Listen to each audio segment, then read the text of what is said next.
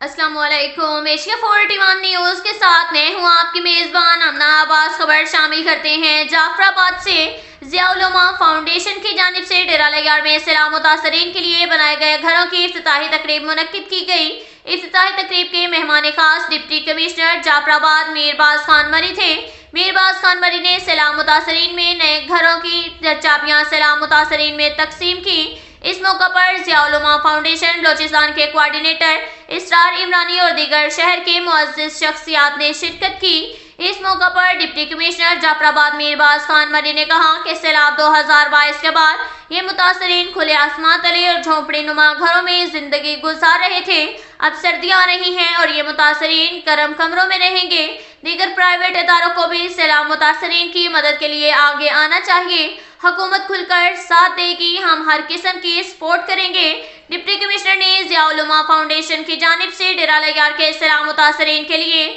20 گھر بنانے پر نیک خواہشات کا اظہار کیا اور فاؤنڈیشن کام کی تعریف کی ہے۔ اب تک کے لیے اتنا ہی کافی ہے۔ ملتے ہیں اگلے بلیٹن میں، ہمارے ساتھ رہیے گا۔ اللہ حافظ۔